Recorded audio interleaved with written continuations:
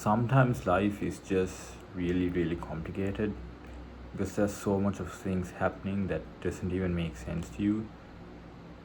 It's like so much to the point that it kind of overwhelms you, and then you kind of just, in a sense, escape into a fantasy. And what I mean when I say escape into a fantasy is that a lot of people, just distract themselves from reality. They, hop on social media, they watch their favorite TV shows, they start to daydream, they just escape reality. And they don't live up, in a sense, they don't like own up to reality. And it's not the best thing to do if you do it on a consistent basis, on a daily basis, because the more you escape reality, the harder it's going to eventually become. Because think of it like this: if you start to do it a little bit every single day, then what's going to happen is that it's going to slowly and gradually build up, and it's going to, that little bit is going to become a little bit more and a little bit more, and then eventually you're going to be completely addicted to escaping. And then eventually, all of this is eventually going to come crashing down, because you are going to eventually die, and on your deathbed you would have to escape reality whether you like it or not. And the reality is that you are going to die, and you have spent your entire life just escaping reality, and it's not going to be pleasant. It's not going to be very peaceful.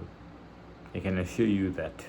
I can't really assure you that because I haven't died, but at least that's what I assume would happen. And it's not, it's everyone escapes reality to a certain extent. Sometimes life is just unbearable. So it makes sense why people, entertain themselves and distract themselves. And I don't think distracting yourself is a bad thing. I really don't think that at all. Because the way I see it, at least, distracting yourself is just, in a sense, you taking a break from everything that's going on, so that eventually, once you are ready to own up to reality, you can do so. That's at least what I see. That's at least the way I see distraction. I see distraction as a way to, rest and heal and become better. However, there are many people out there who just distract themselves for the sake of distracting themselves. They only distract because they just want to be distracted because it's too painful. They don't distract with the intention of coming back later. And that's a problem, because if you distract yourself without the intention of coming back later to reality, then you will never ever own up to reality, and it would fucking suck, to say the least. However, if you, in a self, distract yourself with the intention, with strong, powerful intention of visiting reality, of visiting life once again, then you have a much better chance of overcoming whatever it was that was, keeping you stuck before. Because this time you have fully, healed, fully recuperated. You have fully become better. That's the best word I can think of at the moment. Yeah, that's what I think, at least. And I just remembered yesterday I was thinking about entertainment, and a lot of people, and including myself, I used to view entertainment as a way of, distracting oneself, distracting yourself from the world. And I used to see it as, oh, this is so disgusting, this is so disgusting, why would I run away from reality when I could face it, when I can own up to it? That's what I saw entertainment as.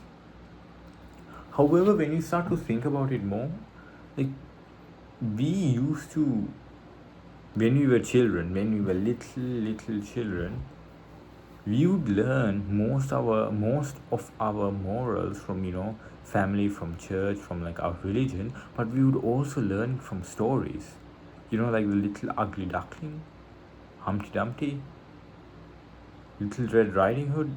All of these little stories planted little seeds in our brain, which later, sprouted and became lifelong morals that we learn from. We all learn something from these stories, from these tales, from these songs and folklores. We learn something from them. And that's when it kind of clicked to me, clicked for me. Entertainment, there's different kinds of entertainment. First of all, entertainment, not that there are different kinds of entertainment, but the main purpose of entertainment is that entertainment is something that distracts you from reality, so that eventually when you come back to reality, you come back stronger. So basically, entertainment is something that's not supposed to distract you, but it's something that's supposed to inspire you. It's like cleverly disguised as, a distraction, when in reality it's just an aspect of reality that's created to inspire you. So eventually, when you do come back to, live life, you come back inspired and ready to tackle it. Like, I think a lot of you can relate to like watching that one movie that gets your heart pumping, blood racing to such an extent where after that movie you just think, dang, I want to head out to the gym, I want to do this, I want to do that. It inspires you. We all have listened to at least one song that was so fucking fantastic that after listening to it we were like, wow, I want to go out and do something with my life. We all have had that moment here or there. And that's what entertainment at its core is. It's a form of inspiration. It's something that can teach us. Like the main way humans learn is like, via experience. We experience things and that's how we learn. However, the second main way we learn is second-hand experience. So our, parents, they have a lot of experience and they teach us that. They teach us all of that with their behaviors, with what they say, and all of that. That's what we call second-hand experience. We learn from someone else doing it, and that is exactly why entertainment is so valuable. Because when we see all of these characters in movies go through life lessons, we also learn from them because they have gone through it. And if the story is really good, we will learn from them. That's why when we were Little Ugly Duckling, all of these wonderful books taught us so much, because we learn from their stories, we learn from their character development. That's what make entertainment so special. Because good entertainment can inspire people, can get people to move. Like, stories like Vagabond, Vinland Saga, Interstellar, there's so much of great stories out there that, Forrest Gump, there's so much of great stories out there that if you go towards these stories with the goal to be inspired, then you will find that inspiration to keep on, living in a more useful manner, in a more inspired manner. So, a lot of people say entertainment is just distraction, but I disagree. I humbly disagree. I believe that entertainment can be a source for inspiration. It's just that a lot of entertainment out there these days is solely designed to distract. A lot of companies, a lot of people, a lot of influencers, like social media in general, it's just a lot of these posts, reels, TikTok shorts, they are just created to distract people. They are not created to actually inspire people.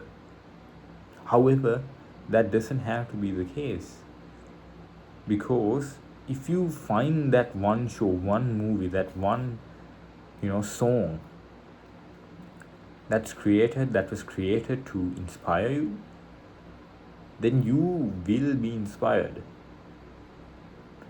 And if you go out there, go out there with the intention of being inspired, then I can guarantee you this. I can guarantee that you will find one thing, at least one thing that will inspire you, because you are intending for that to happen. So since you are intending for that to happen, guess what your brain would do? Your brain would try to create links between certain things, and it will try to find something that will inspire you, and you will find it. At least that's what I think. Anyway, that's the end of the video, and I hope you enjoyed.